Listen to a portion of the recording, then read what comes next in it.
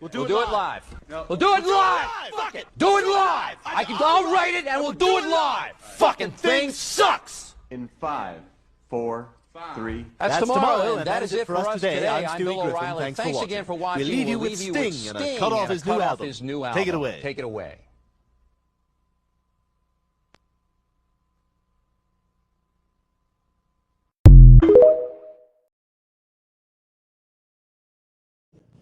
Good morning, good morning.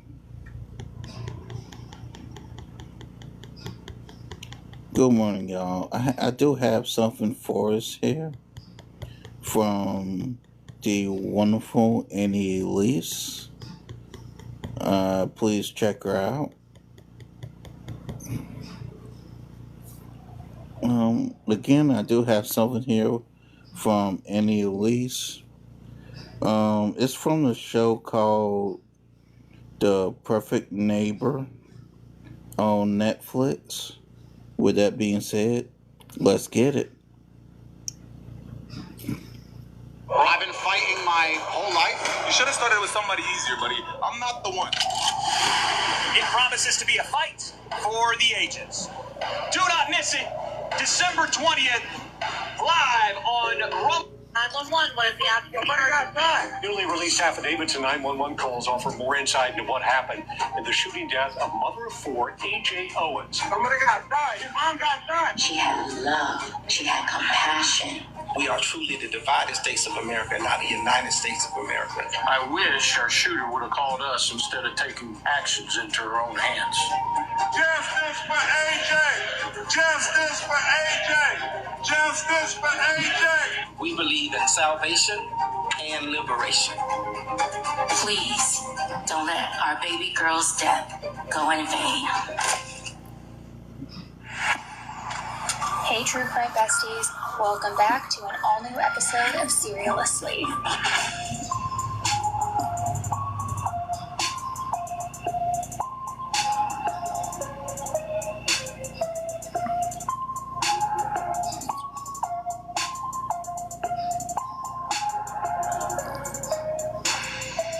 The night of June 2nd, 2023 was not a typical night for the Quail Run neighborhood in Ocala, Florida. It was normally a very quiet, very peaceful neighborhood, full of younger, working-class families just trying to make a living and raise their kids. And on any regular evening, you could actually hear the neighborhood kids playing outside. There were a lot of them too, all varying in ages, and spending time together outside was really what they loved to do.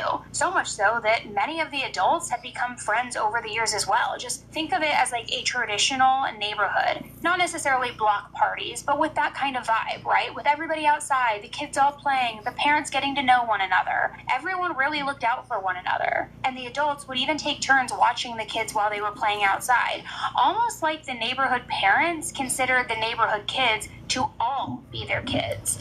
And the kids, they were all each other's best friends.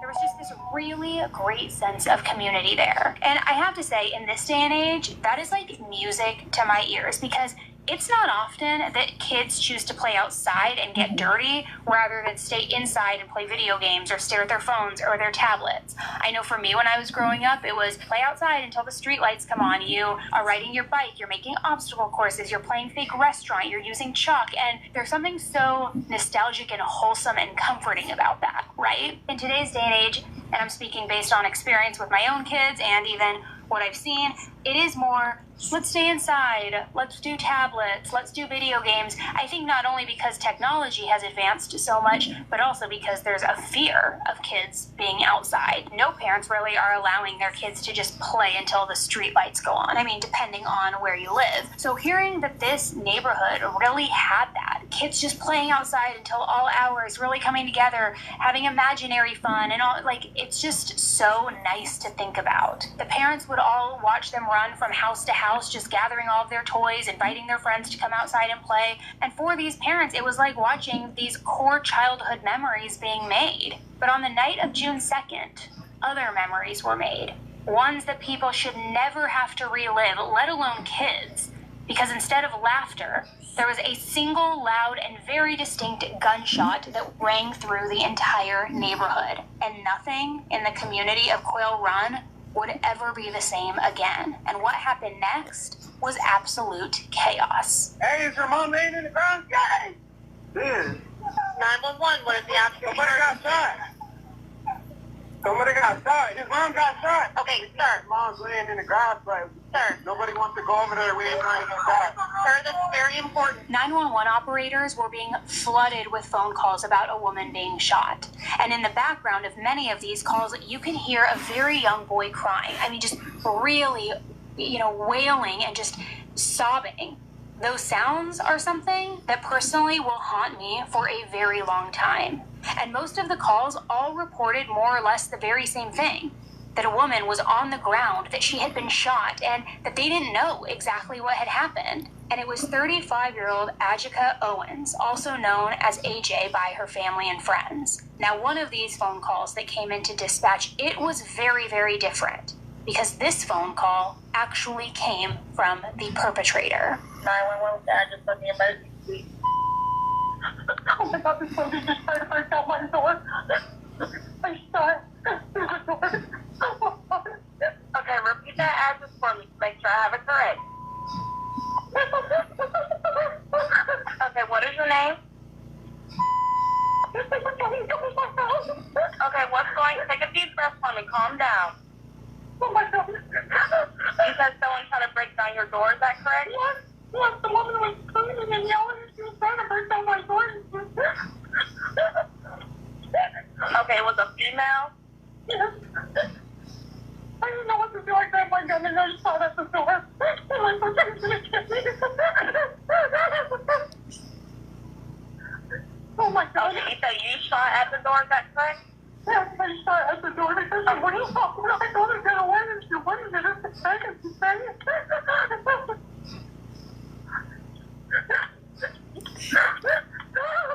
Okay, where's your gun now?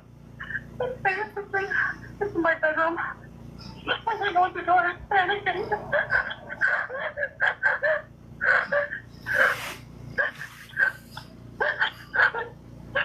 This is the woman who attacked me. Okay, so you still see the subject? You're lying I with. don't know where she is. I'm still in my house. I didn't open my door to her.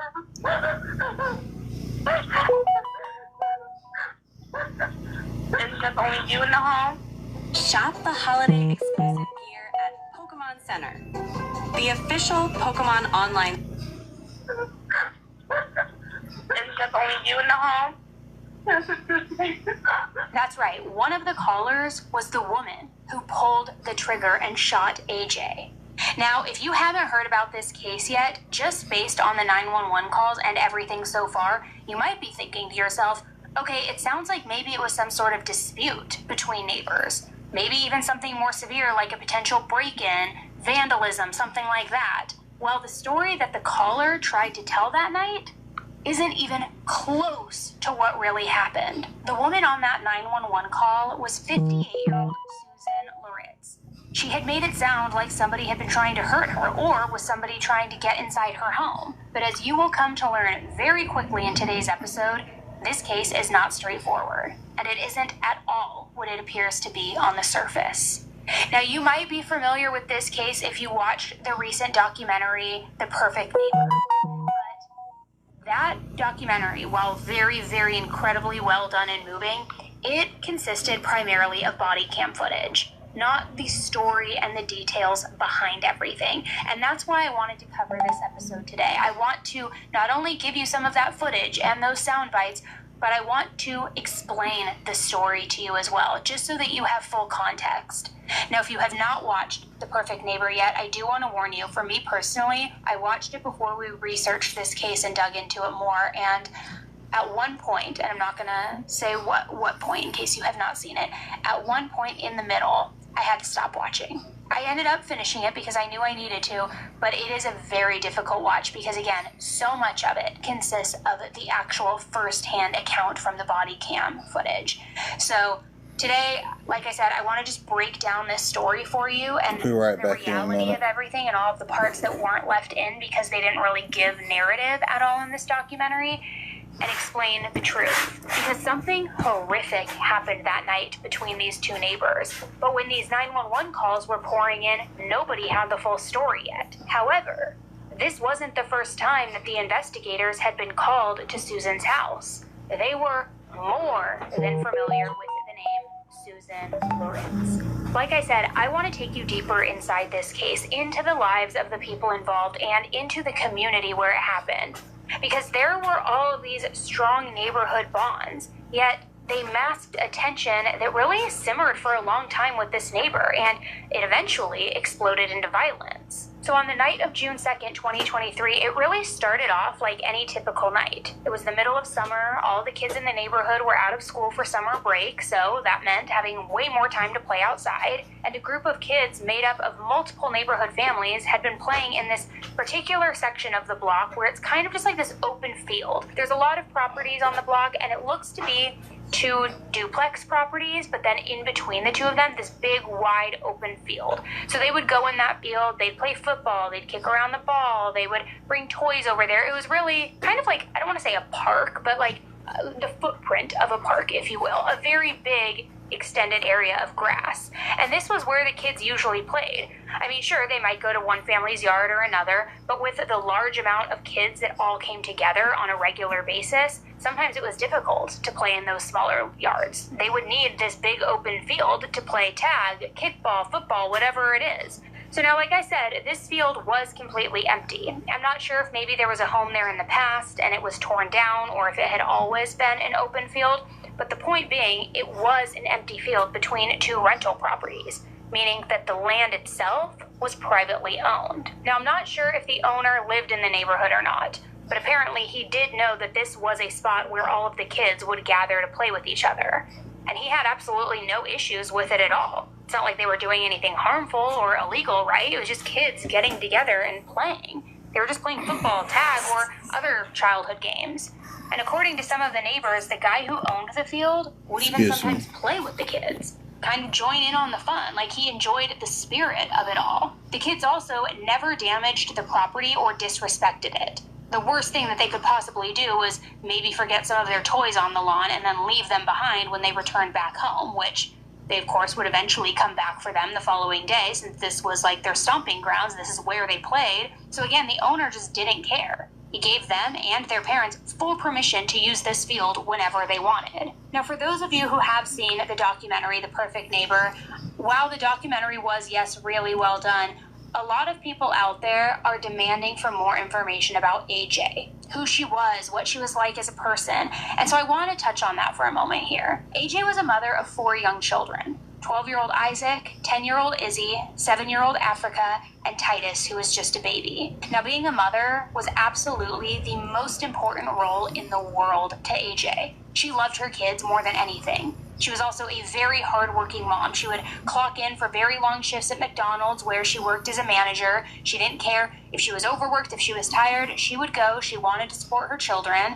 And when it came to work, a work-life balance was also really important to her.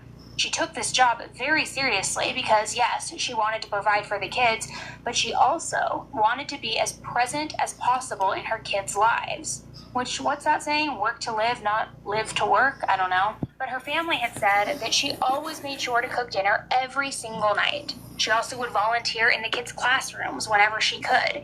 AJ just really wanted her kids to know that they were the most important part of her life. She always wanted to be present, to be their best friend, to be their confidant. Her older 3 kids were very athletic and very into sports, and that's something that she very much encouraged them to do. And with that, she always made sure to be at their practices or their games, just on the sidelines, cheering them on, encouraging them. So AJ was a great mom to her kids, but she was also a great mom to everybody's kids. On most days, even after those long shifts at work, instead of sitting inside or relaxing, watching TV, just vegging out and taking time for herself, she would be outside in the neighborhood, playing with all of the kids, her own and the other neighborhood kids. Phyllis Willis, one of her neighbors, had a son around the same age as AJ's boys. And AJ knew that they all loved playing football together in the neighborhood, so she encouraged Phyllis to sign him up for football. But unfortunately, Phyllis was working a lot at the time. She wasn't able to take him. But AJ took it upon herself to step in and to sign him up herself. She also continued taking him to every single practice and game that Phyllis couldn't make it to. Just again, really taking on this mama bear role for the whole neighborhood. Now, out of everyone in the neighborhood, Susan was the odd one out. She was the only one who didn't get along with everyone, the only person who ever caused any type of trouble. And Susan rented her place. She had moved into her duplex across the street from AJ back in 2020. When she moved in, everyone in the neighborhood already had built these relationships and bonds with each other. And here she was now, the newcomer, coming in and kind of trying to find her path. I mean, it didn't mean that Susan couldn't come into the neighborhood and make friends with people. Of course she could. Granted, she was a bit older than most of the other people on the block, but it still was tough for Susan. Wait, this one right here looks fun. Come over there. The hottest that we have to offer here in Buffalo. Oh, dude, you couldn't pick it up. Oh, my God. Yeah. Okay, that's pretty bad. That's pretty bad. Dude, I'm dying. Yeah. Bills Mafia winning.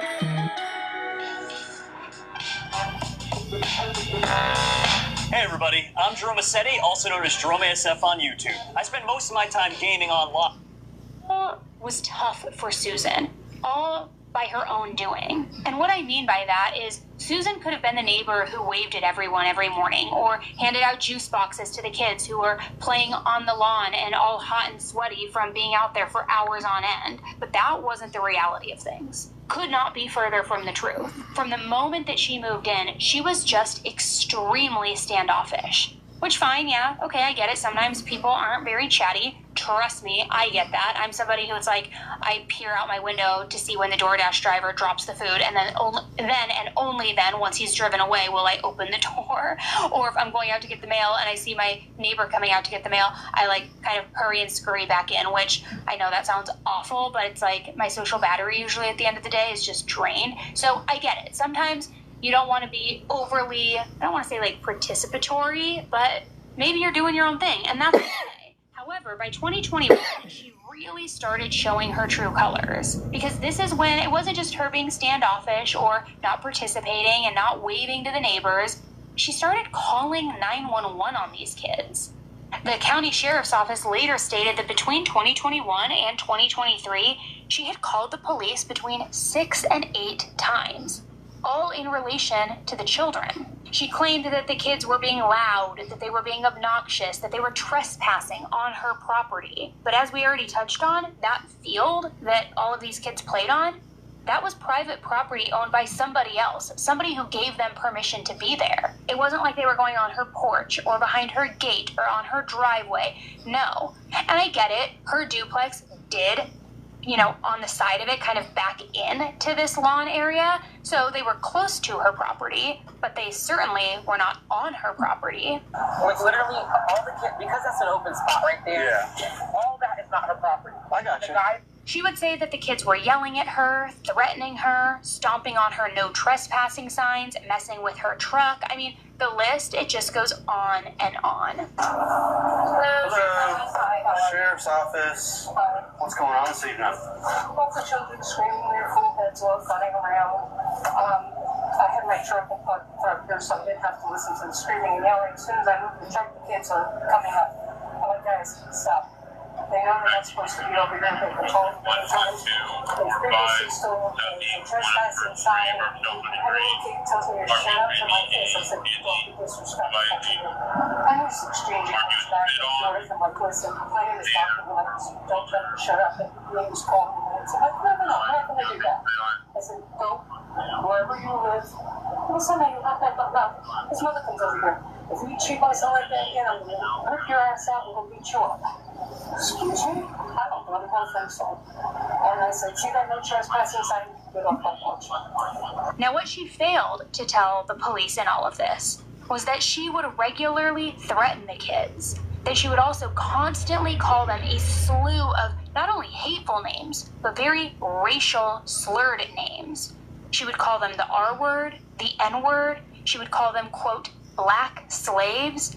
She would tell them, quote, typical racist BICTA. I mean, truly unhinged behavior. So, typical racist white bitch. Were you the guys that this lady was mad about? Yes, and I just want to say that every time, like even if we're not... Hold on. Let's bring it down. Okay, I'm sorry. You're okay. Every time, even if we're not on her property, and we're just like being loud and playing basketball over there, the basketball. I got you. Like she just calls us names. Okay. What kind of names is she calling you? B-word. The B-word. Everybody in the hood. Like, one time the kids were playing right there, and it was his dad outside. And then she came out yelling at me. She came out yelling, and she was talking about a little girl getting and stuff. Like, she's crazy. She'll come out just she just says weird. Like, I have said stuff to her before because one time I just happened to come outside, and she was calling them rape. And I'm like, hey, like, relax. Yeah. I'm like, these are kids here. I got you. I'm sure we can all agree that these are just disgusting things to say to Very. anyone, but especially as a Tap the grown-ass screen, woman please. children. I mean, Please tap give the me a break. screen. Yet, she Tap never the filled screen, the police in please. on any of that. If you asked Susan, she was always the victim. In fact, she once told the investigators that she was, quote, the perfect neighbor, insinuating that she had no idea what the kids and what their parents had against her, that, poor her, they had it out for her from day one, they never wanted to include her, they never wanted to be nice to her, which you can now see where Netflix got the name for the doc, The Perfect Neighbor. That was a self-proclaimed title, but all to say that when the police arrived the night of June 2nd, they now already knew this address. They were all too familiar. But yes, I still have my other job and running these almost all day. So it's a bit of a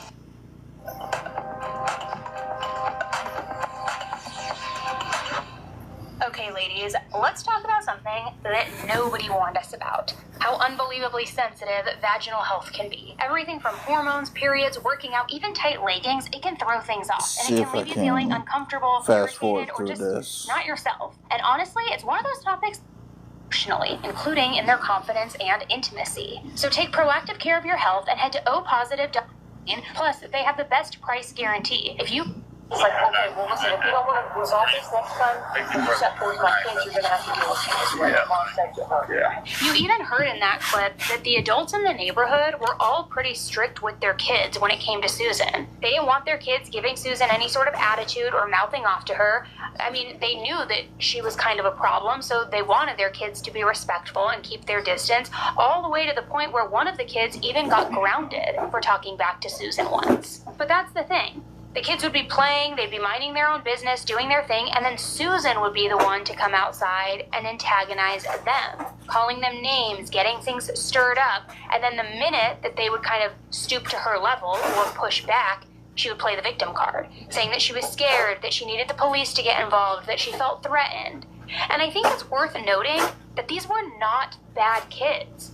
The fact that they loved to be outside and actually play, it says a lot about them. And it says a lot about their childhood. And quite honestly, it says a lot about their parents in a great way. It's refreshing. But that being said, I also don't know any kid who isn't going to get maybe a little sassy or maybe a little bit of talking back if somebody catches an attitude with them purposefully, if somebody's trying to intentionally hurt their feelings. I mean, it's just not realistic. Kids don't know how to regulate their emotions as well as adults do. So just to step away when things are getting bad isn't something that a lot of kids understand, which is exactly the way Susan intentionally would set it up every time. She knew that she was the antagonizer. She knew that she was going to get something out of them and poke the bear until they, I guess growl back, fight back, whatever it is. And she did that until finally it exploded. On the night of the 2nd, AJ's 2 older children were out playing outside like they have done so many nights before, and usually the field was full of kids. But on that night in particular, it was a little less busy than usual as far as number of kids went. AJ's oldest son, Isaac, who was 12 at the time, was shooting basketball on the street. Her second oldest son, 10-year-old Izzy, was playing in the field by himself. Now, Izzy was in the field and had his iPad with him, but he had momentarily laid it down and then moved on to something else, which, tell me a 10-year-old who doesn't get distracted. But this is the moment when Susan came outside, picked the iPad up from off the ground, and was raging pissed. Izzy says that he asked Susan to give it back to him, but instead of handing it over, she threw it on the ground and she started yelling at him. He also had a pair of roller skates that were in that field with him, and that is when, according to Izzy, this is what you told the investigators, Susan picked up the skates and threw them at him, hitting him in the toe. Now, at some point during this dispute between this grown woman, who was almost 60 years old, and 2 literal children, because remember, Isaac was also close by during all of this, only 12 years old, Susan apparently even started swinging an umbrella at the kids. So after this whole altercation, a 911 call came in. This wasn't the call that was reporting the shooting, this was a different one. It was Susan on the other end of the line, and she was quoted as saying, "We got kids trespassing, standing there, leaving all the toys around, just screaming, yelling, and just being absolutely obnoxious." She even admitted during the 911 call that she did pick up some of the skates and that she, quote, threw them to the side. She didn't say she threw them at the child, she said she threw them to the side. But she didn't stop there. She also claimed to the 911 operator that Izzy, the 10-year-old, mind you, that he had threatened to beat her up for throwing his skates. She even claimed that he said that he was going to go get someone to come and kill her. So the 911 operator, of course, asked, okay, well, are you inside or are you outside? Are you in any danger? Are they on your property? Like, those kinds of things. Trying to assess the situation and see, where are you at? Are you protected? Are you indoors? Is your door locked? Are you out there with them? Like, what's going on? So Susan said, quote, "Yeah, there are several kids out there right now, and I'm fearing for my life. I'm very scared." Now, of course, the 911 operator was trying to diffuse and calm down what seemed over the phone like a potentially scary situation, right? I mean, 911 operators don't have the full backstory, the same one that the police do. They don't know that this is kind of a pattern in this neighborhood. To them, this very well could have been a life or death situation. If someone calls in and says they are in fear for their life, you have to take that seriously until you know more. So the operator instructed Susan to stay inside, to avoid the kids, to lock her doors, to close her windows, and said, you know, the police will be there soon. Just hunker down, basically, until the police get there. However, within 2 minutes, another call went into 911. And this was the call from Susan about shooting AJ. Now, the key witnesses in this case are AJ's 2 sons.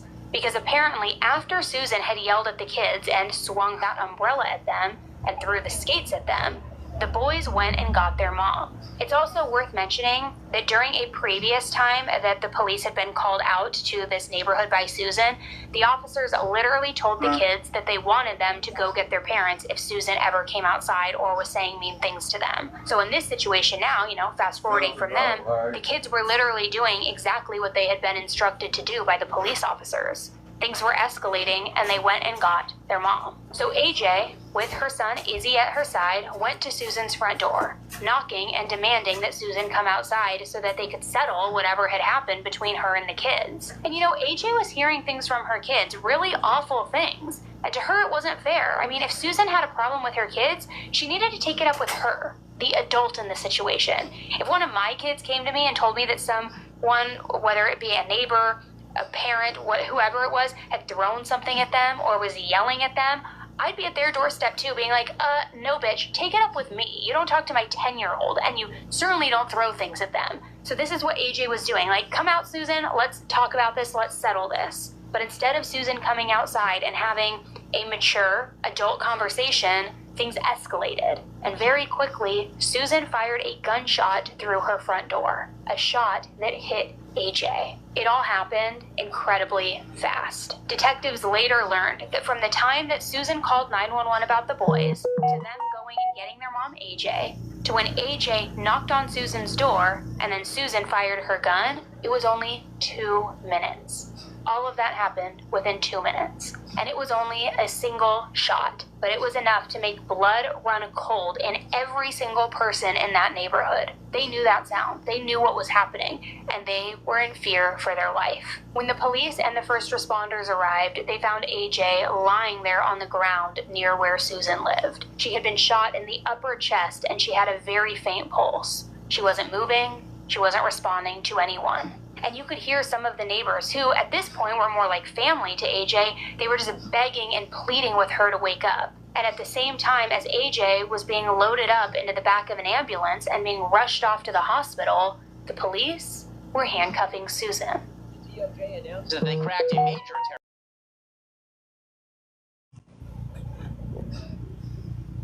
Hello everyone. Good afternoon. I'm sorry about cutting it off earlier, but unfortunately I did mess up earlier, and I had edited that part. With that being said, here's the second part of the live stream that I had earlier.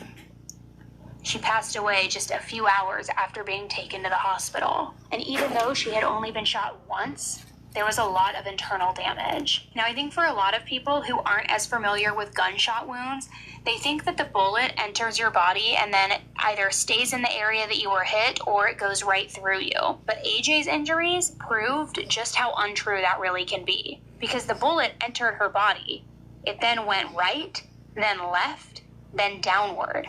So first it hit her rib, then it went completely through her right lung. But it also went through her heart, her esophagus, her diaphragm, and her spleen. So many crucial organs. And I don't know the exact percentages when it comes to chances of survival with those kinds of wounds, but I would imagine that her chance of survival from the moment the bullet entered her body was probably extremely low. AJ's cause of death was ruled as a gunshot wound. The only question now was, would the manner of death be premeditated homicide, or would it be homicide by means of self-defense? Shop the holiday exclusive gear at Pokemon Center, the official Pokemon online store. Homicide, or would it be homicide by means of self-defense?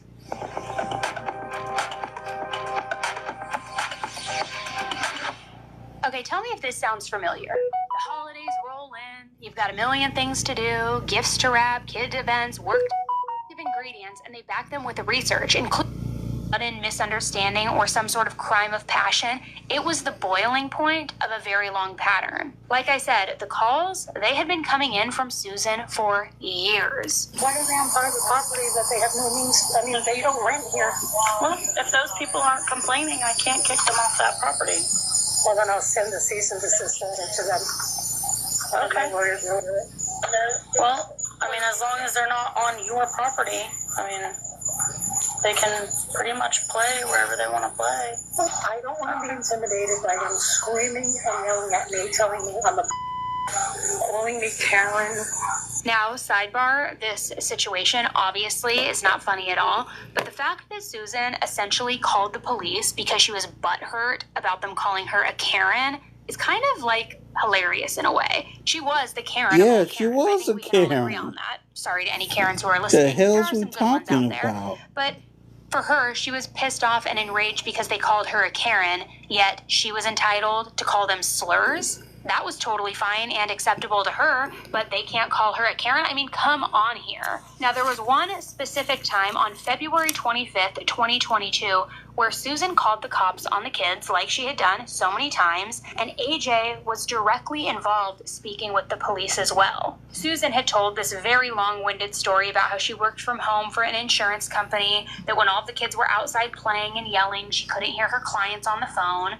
She said it wasn't fair to her, that she had the right to have, quote, a peaceful and quiet enjoyment. But then she said that AJ got physical with her. Now, she's kind of all but clutching her pearls here, saying that her heart was thumping out of her chest, that she never would have imagined AJ getting physical with her. But I want you to take a listen or watch the video version of these clips if you're on YouTube. I'm sorry, my heart's thumping. I just didn't know she was going to actually get physical with me. What the sign? Yeah. Okay. You know, and that's not cool. You don't get physical. I mean, she just threw it? Well, she whipped it at me. I mean, so she claimed that AJ basically took the no trespassing sign out of the ground and then hit her with it. Which the cops went over, they talked with AJ about this, and she had a very different story to tell. She went and bought a little private property side where she stepped in there. So she had basically like, I didn't sign in the face of them. She had to pick it back up. I couldn't sign up. And I did sign. I literally picked the sign up, and after I walked outside of the window, and I said, I can go and buy a sign so she doesn't need it. At that point, I guess she's already on the phone, and I'm being attacked. Someone's attacking me. I'm literally in the street now. Where this happened? Right here, Okay. Now, because this was a busy neighborhood where all of these other people were always outside, people saw this whole thing go down. And you want to guess whose story had been backed up the most in everybody else's account of what really went down? Spoiler alert, it wasn't Susan's. She didn't throw it at the lady. She didn't touch the lady or nothing. But either, and all she did was tell the lady to stop yelling at her kids. That lady yells at everybody's kids out here. Okay. Well, I mean, I wouldn't go over there anymore. So the conclusion was kind of the same as so many times before. The police recommended that AJ keep her kids away from Susan, that she tell them not to interact with Susan. And they told Susan that there was nothing that they could do. They didn't have any proof of any sort of assault or any wrongdoing. And again, she did not own this field that the kids were playing in. Yet the calls, they continued. And Susan continued to not get along with any of her neighbors. This woman's Susan worse talked to than law Karen. enforcement and asked them what The could be woman's done. a straight And when she did, he BICTA. gave her some great advice. Get it on camera. You're accusing these kids of stealing your things? Great. Get it on camera. They're banging on your door. They're being on top of your porch. They're doing things like that. Use your phone. Get it out. Start recording. Get outdoor cameras. Do whatever you need to do to document it. Something to back up what you're saying. Otherwise, until then, it's always going to be a he said, she said.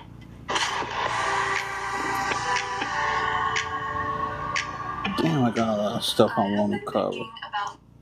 Stole the do not trespass sign. They've been coming, throwing bottles of water Okay, that's one crime. sliding glass door. They've actually Let's go. banged on the door so hard they broke the I don't know what the casing around the door. And they're looking at my truck. They're screaming at me. As soon as I went for the truck, they come up to me and just scream like idiots. And I finally lost my nerve today. I just couldn't take it anymore. I called the kids. And the mother comes screaming at me, "Don't call my children.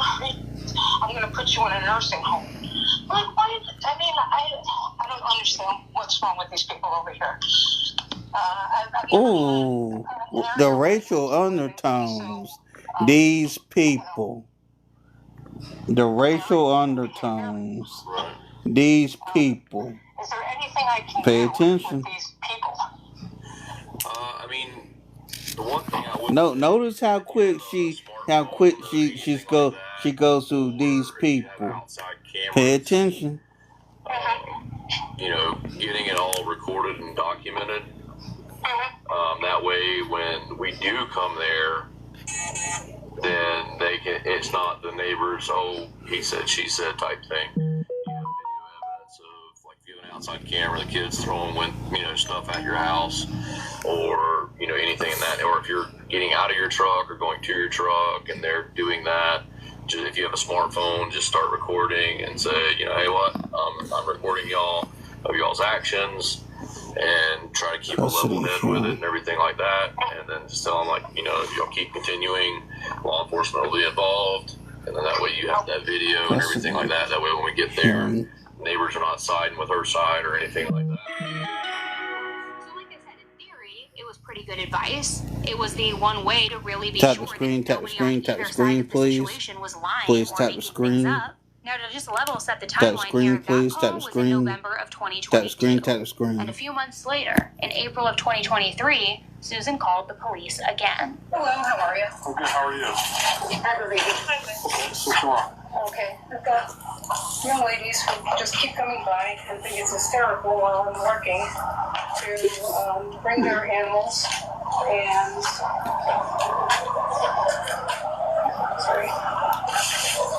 scream while I'm on the phone. There's signs, no trespassing by residents for a reason. There's no trespassing because they can't be here. And then they're sitting here telling me, okay, calm down. Enough. They need to be trespassed the hell out of here. Okay, so according to Susan, we have some kids who are trespassing directly on her porch by her window, laughing and carrying on while she's working, being loud. So she called the police to do something about them trespassing. But what's even better is that she listened to the cops' advice. she took a photo, just like they had told her to do. So what I'm looking at, or where they're at, you can't trespass anybody from that location. They're right in front of my windows. But here is showing them. Ooh, you was a Karen. This whole thing is private property. Yes. The issue is that the parking lot is a common area. But then they don't live here. If they live in the park and they just cut through the parking lot? No, they're not in the parking lot. They're on the grass. That's technically part of the parking lot. So unless they're like in here or but this is in this all grass. part of the whole thing is private property. You understand this whole development is private. Even the road is private. Okay? I'm a real estate license, trust me. This is all private. Even the road is privately owned by the owners in this development. Okay? So everything is private.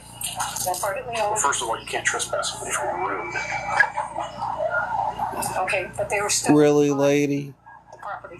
That's private. The road is public. So I can't trespass somebody. What the hell is you talking about? You dumbass bitch. These children don't live here. I mean, they literally live across the street on the other side. Tap the screen, please. Please tap the screen. And I get it. But you don't have sole power to say, hey, they can't be in this parking lot. He's asked them to leave. I mean, you can call Charles. I mean... I'm just telling you, it's trespassing. It's the first time's civil. It's not. It doesn't become criminal until they're warned. Okay, but he's already told me you're no trespassing. Who's he? All right, and he's just trespassing right now. Can I talk to you for a second when you get done? He's trespassing right now. He's trespassing. He came over to come ask us a question. Really, lady? What do you need us to do? What is your problem? They can't come on and put him on the phone. I mean, literally, they cannot come on and I'm on the phone. I mean, I can talk to them if I can figure out who they are, but... I mean, he needs to get... You is insufferable, lady. He just needs to get... You is insufferable as hell. I just don't know what to do with these kids. I mean, it's ridiculousness at this point. I mean, they can't come when I'm on the phone. It's a HIPAA violation. I mean, what do I do with these children? Are you inside the house? I'm inside the house. Can they hear you? What the hell's the problem then? Because I told them... If you in the damn house? So they can hear your phone. Oh, yeah, absolutely. The only thing I can suggest would be maybe try and soundproof the room so they don't hear the phone call. Now, there is just so much to unpack there. I mean, can we start with the fact that every time the cops come, Susan gives them a different profession that she's had. And I don't know, maybe she just switched jobs a lot, but I find it interesting that in one video, she's a doctor. In the next video, she's an insurance agent. Now in this one, she has her real estate license, which somehow makes her a professional on trespassing laws.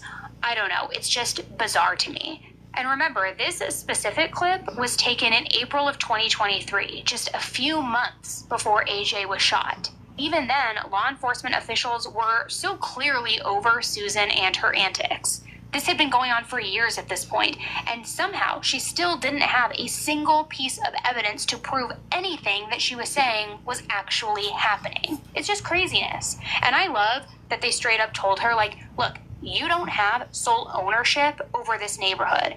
And common areas like the road and like this lawn, you don't get to have the playbook for this. You don't own them. It wasn't hers. No matter how many times she called 911 and no matter how many times the police had to waste their time coming out and talking to her, it was never going to become her property or her rules. It just wasn't. Yeah. Which also, not for nothing, just remember wasting their that damn previous time. 911 call, she said that the kids were being so loud that she couldn't even hear her own phone calls. Yet now they're eavesdropping, they're listening in on her phone calls. It's a HIPAA violation.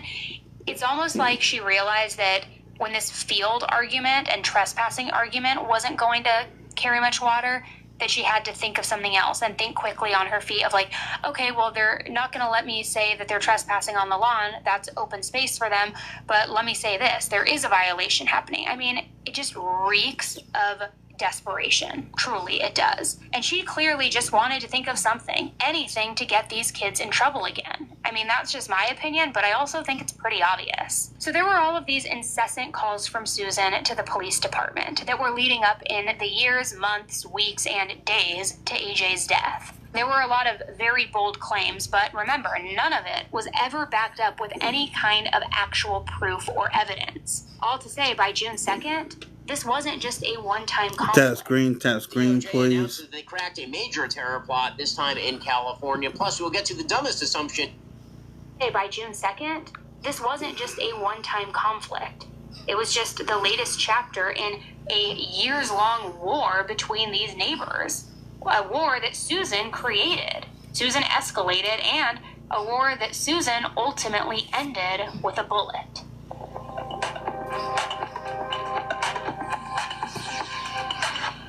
Eating well during the holidays feels impossible, right? There are parties, cookies everywhere, last-minute dinners, and then suddenly you're living off cinnamon rolls and adrenaline.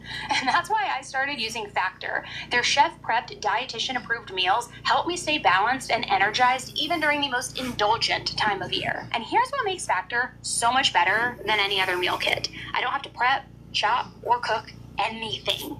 These are fully prepared meals. I literally heat them up and they are ready in 2 minutes. When you're juggling family, work, holiday chaos, recording schedules, I mean, that is priceless. And they also have way more variety than I ever expected. I get premium seafood like salmon and shrimp without paying extra, which kind of feels like a cheat code when everybody else is eating whatever they can microwave. And if you're trying to stay on track, Factor now also has more GLP-1 friendly meals and Mediterranean diet options, packed with protein and good-for-you fats, perfect for when you're surrounded by all the holiday temptations. Plus, this is the first time that they've introduced Asian-inspired flavors. I mean, think Korean beef bowls or Thai-style coconut curry. It's just like such a refreshing break from traditional holiday food. And honestly, I look forward to these meals more than most of the things that I have DoorDash or cooked myself. And I'm not the only one who feels this way. 97% of customers say that Factor helped them live a healthier life. Give me 1 second, y'all. Real routines, and somehow staying on track even when life gets chaotic. I use this, and you definitely should too.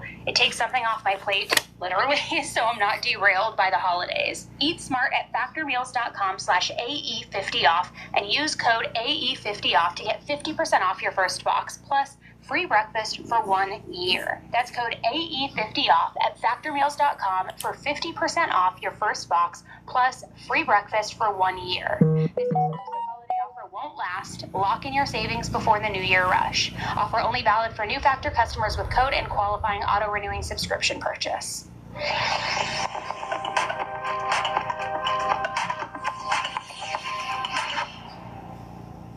Now, I wanted to show you all of those body cam clips because it really sets up this perfectly painted picture of who Susan was as a person. She was a liar, a manipulator, and more than anything, she was always the victim, no matter what. No matter how many times the police said that she had no proof, no matter how many times they told her that she was in the wrong, she had to always be the victim. And after shooting AJ through a closed and locked door, by the way, when the police were already on their way there, Susan once again saw herself as the victim. Right away, she made it very clear that she was protecting herself and that she only shot AJ because she thought that she was in serious danger, and she thought more directly that AJ was going to kill her. So what happened tonight that led to the conclusion? Well, I just thought my kids could go home. So they go home, and then all of a sudden she comes out, and she is just banging on my door, like going, I'm not dealing with you tonight. And then she started banging so hard, everything started shaking. And I'm like, you really need to leave. And then she's like, I'm going to fucking kill you. And she's just banging away. You know, I'm like, innocent she has, actually. Ma'am, the whole neighborhood says that you're a nuisance and a Karen. I believe the neighborhood. You're a nuisance and you're a Karen. It just keeps getting worse and worse. I'm like, I don't know what to do with her. But she banged so hard, everybody in the door was going to fly off. And I panicked. And I was like, oh my gosh, she's really going to kill me this time, you know. And so I don't even actually remember coming up to that. I just remember shooting. Where do you keep the gun usually? It's in my bedroom. That's where you keep it? Like in a cabinet or something, or just like? It's just, I actually keep it in the trash can. Okay. next to the bed. I know nobody would look in there probably, right? You know, and I didn't think about it, and I'm like, oh my God, and I just started panicking. I really feared for my life. So she describes AJ coming to her door and apparently yelling at her through it, saying that she was going to kill her. So AJ, she came to your door. Oh yeah. And she was pounding on it. I was like, what the hell? My cats were flying. What was she saying? Was she saying anything? You don't talk to my sons. I'm gonna fucking kill you. I'm gonna fucking kill you. I'm like, oh Jesus Christ, you know. And I was like in tears. I was like shaking, and I'm like, oh my God. And I. Oh please, bitch, go to hell. I'm like, oh shit. Typical professional victim. Go to hell, bitch. She was trying as hard as she could. What do you mean? That door was moving, and I'm like, holy shit. You know? Like, did she try the door handle, or she just beating on it to try to push it in? Tap the screen, tap the screen, tap the screen, please.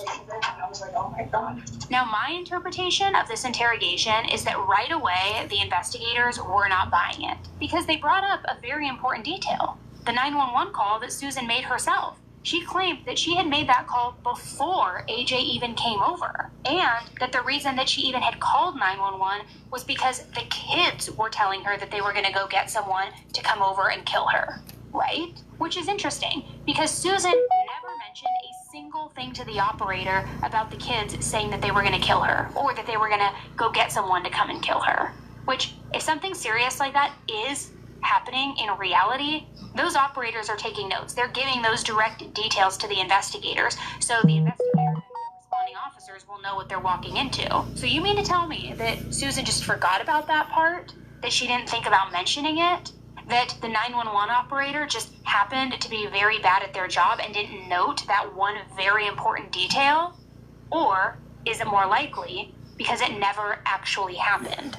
Now, you had initially called. Did you call 911 or did you use the emergency number for the call? When the first time, because kids said, I'm going to kill you, and my friends kill you. I'm like, oh my God, you know, what the hell's going on now? You know, I'm like, I don't need this aggravation. So you called, was it 911? Yeah, I called 911. Okay. And that was before HI came over? Okay.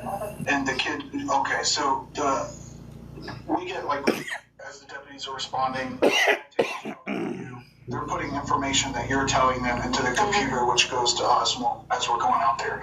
So in that call notes, there's never any mention of you saying that they said that they're going to kill you. It was more or less that they're harassing you, that they're... Oh, no, I told the lady that they said they were going to kill me. Okay. No, I was very specific when I spoke. Okay. And when the investigators asked her about everything the witnesses were bringing up, from her taking the kid's tablet, to throwing the skates, to swinging the umbrella at the kids, she just denied it. Denied. How can we explain that then with people saying, people that weren't like talking to each other, that if they were saying that that's what they saw? I don't know. Maybe I did step out and I'm like, guys, go away, but I would never touch them. Okay. You know? Maybe like swat at them with it, but not... Exactly. If I did it, it was probably because I was just so, you know, like, come on. I know at least if you did, but is that what happened? I mean, we gotta kind of get specific about this because it's a big deal. I understand. Someone's dead. Jesus Christ.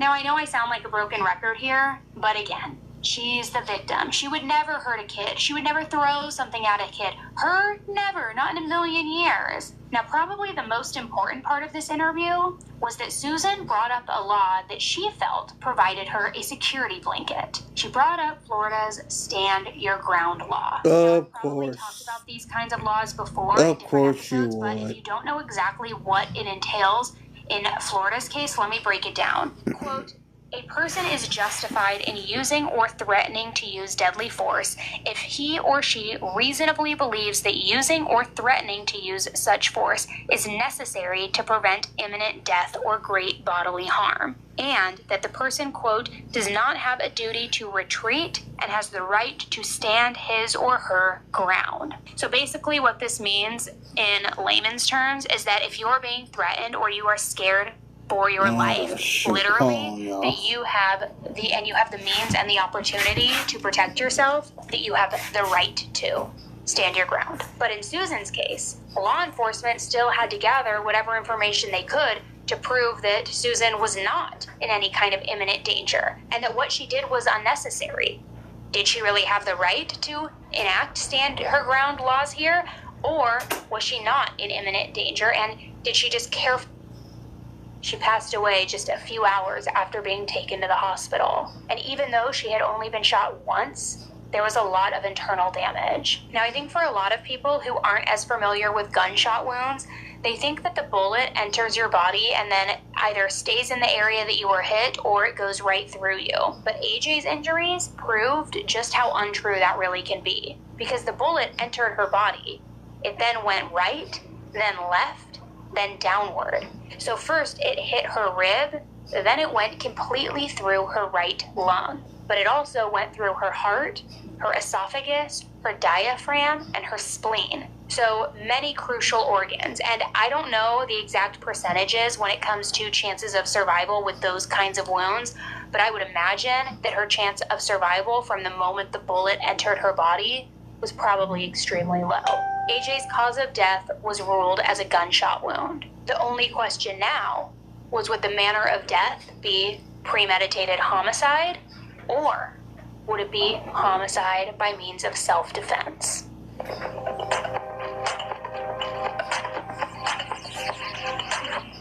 Okay, tell me if this sounds familiar. The holidays roll in, you've got a million things to do, gifts to wrap, kid events, work deadlines. Suddenly people are coming over and meanwhile your house looks like it survived a crime scene. That used to be me every single year. Heck, it still is most of the time. But this year I actually got ahead of it because I booked a home cleaning through HomeAglow. And I'm not kidding, this has been the biggest sanity saver of the season. I first did it for Thanksgiving, now I'm doing it for Christmas. And HomeAglow is a top-rated home service platform that connects you with trusted, background-checked cleaners in your area. I was able to go online, pick the exact date and time I needed, see reviews and photos from other customers, and then book somebody instantly. No guessing, no back and forth, no hoping the person who shows up is legit. They even have cleaners who go through a rigorous certification process and maintain a 4.8-star average rating, which honestly made me feel so confident when I booked. Like I said, I used HomeAglow before hosting Thanksgiving, and it was just such a instead of spending the whole day scrubbing bathrooms, wiping down countertops, I actually got to enjoy decorating, cooking, baking with the kids, and not feeling like I was running out of time. Having a clean home going into the holidays, it changes everything. Your mood, your stress level, and definitely your productivity. And the best part is their Forever Clean membership. Once you've had a cleaning, you can save $30 an hour on future cleanings. You can get somebody weekly, bi-weekly, monthly, whatever fits your level of chaos. And it's backed by HomeAglow's happiness guarantee. If you start now, you can even get something on the calendar before the real holiday madness begins. So whether you want help prepping for guests, tackling that post-party disaster, or just taking something off your plate so you can actually enjoy this season, HomeAglow genuinely makes it easier. Take home cleaning off your plate this holiday season by using HomeAglow. Head to homeaglow.com/AnnieElise to get your first 3 hours of cleaning for only $19. That's HomeAglow. Did I rewind this? /AnnieElise. Okay, so I have to give you guys an update, and I was not expecting. Yeah, I did rewind it by mistake. I don't even know how I did that. Anything to get these kids in trouble again. I mean, that's just my opinion, but I also think it's pretty obvious. So there were all of these incessant calls from Susan to the police department. Yeah, I did rewind it by mistake. I'm sorry, y'all. Skip on here. Sometimes my hopes and the path in which they are not equal, or they don't always agree. Meanwhile, AJ's family had to prepare for a funeral. They had to navigate how they were going to go on not only with the next few weeks and months, but years. Her children depended on AJ. They were all so young. Their dad was involved in their life, and AJ's mom was also very present in their lives, so they did have people in their corner, don't get me wrong, but sometimes you just need the anchor of your mom. Right. Now, when we see victims in these cases, we of course think about them, and we think about their lives being taken, but sometimes we forget about their families, which I cannot imagine going through a loss this great and grieving it and also trying to fight for justice as it's all happening. It's unthinkable. I stand before you truly humbled. I I thank God for allowing me to birth such a beautiful baby girl. I'm thankful to each and every one of you that has poured into her soul. I cannot and I do not take sole credit for the phenomenal woman and mother that Ashika was. My plea to everyone in this sanctuary and across the nation: please don't let our baby girl's death go in vain. A change must come. Amen.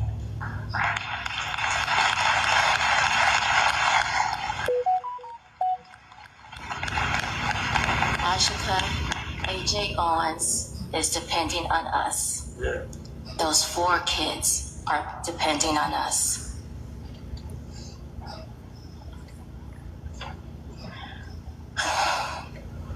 To my Bootsy, she'll always be Bootsy. I love you, I miss you, and I vow to keep your 4 beautiful children together as I promised you, as you so desired. Thankfully, the investigators were building their case against Susan. And finally, on June 7th, 2023, Susan was arrested. Good. She was charged with manslaughter with a firearm, She'll be charged with unliving. battery, and 2 counts of assault. Her trial took place the following year in August of 2024. During the trial, Susan's attorneys did everything in their power to try and convince the jury that Susan felt like she was in actual danger, that her actions were absolutely justified under the Stand Your Ground law. Ashika Owens was trespassing on Susan Lawrence's property. And Susan Lawrence was in her home where she had a right to be, and she had no duty to retreat. She had a right to stand her ground and defend herself because she was reasonably afraid. But the prosecution brought up a lot of really great points in all of this, starting with AJ's sons, who testified as witnesses. They described Susan harassing them and throwing things at them, and another witness testified that they only saw AJ knock or pound on the door, whatever word you want to use, 2 times. It wasn't like this incessant pounding, like, get out here, over and over. She knocked twice. The prosecution also brought up the fact that Susan herself admitted that the door was shut, locked, and deadbolted. AJ wasn't in her house. She wasn't trying to break into her house. She wasn't trying to get in there. Not to mention, Susan had already called the police. They were on their way. The 911 call in the interview with the detectives said there was some altercation between the defendant and Miss Owens's children. It involved a tablet, roller skates being thrown, an umbrella being shaken, something.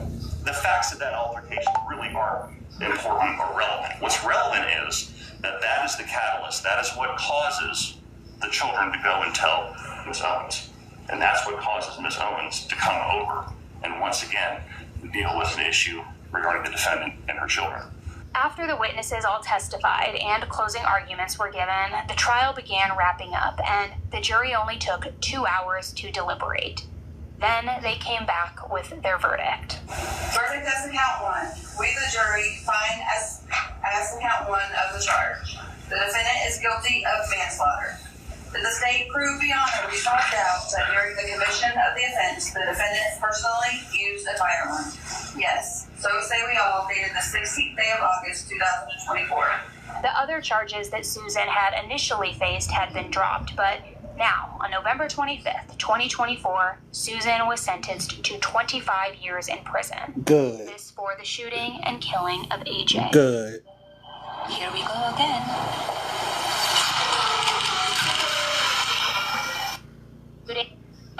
Being a pro doesn't start under the lights. It starts in the kitchen, where Factor chefs dial in balance, the way coaches fine-tune plays, because what you put in is what you get out.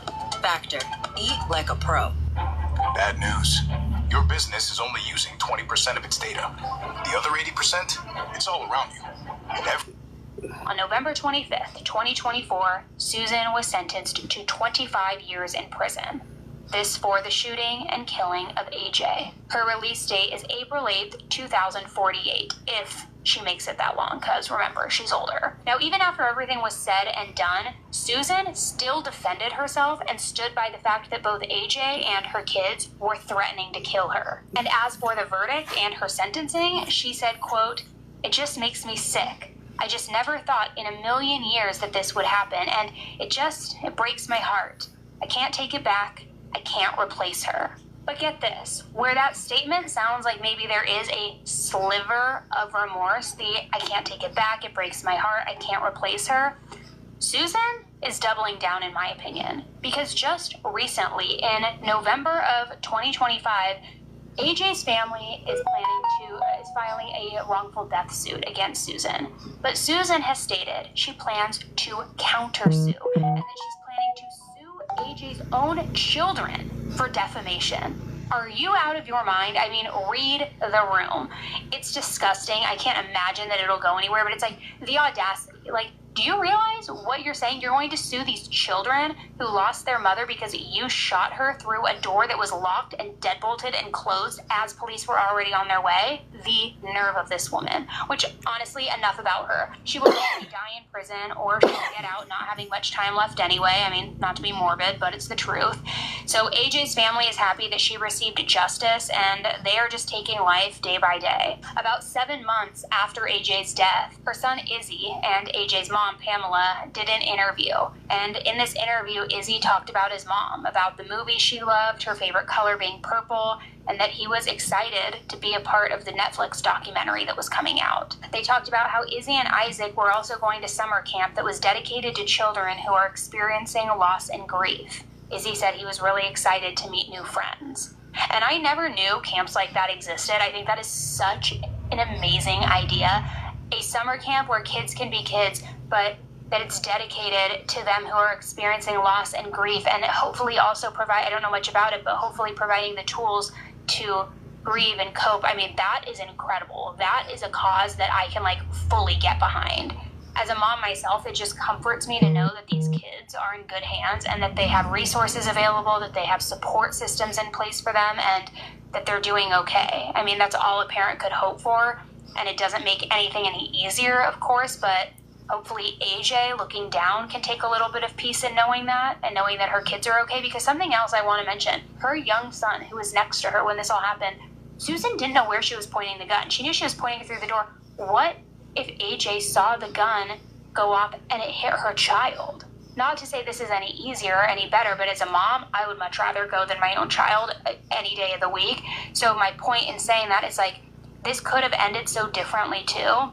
And I hope that AJ is looking down and proud of her children for how strong they've been, how resilient they've been, and just the outpouring of love from the entire country, probably even the world, because it has now gone international. I don't know. I'm curious to know your thoughts on there. I have seen a couple trolls out there saying that the kids were obnoxious, that this was warranted. I cannot get on board and subscribe to any of that, but I'm happy to hear that argument. If you think that, just let me know in the comment section on YouTube, but please always be respectful in the comment section. I don't want to see any fighting going on in there. I'm not a babysitter, guys, but I am curious to know what you guys think about this case. So thank you so much for listening, or thank you for watching on YouTube. As a reminder, if you're listening to the audio version of this, all of the clips I played, the video version is available, and you can watch on my YouTube channel, Annie Elise. So you can check that out here. And as another reminder too, we now have both podcasts, Serialously and 10 to Life. You have to make sure that you're following both on whatever podcast app you listen to, whether it's the Purple app on your iPhone or iHeartRadio or whatever it may be.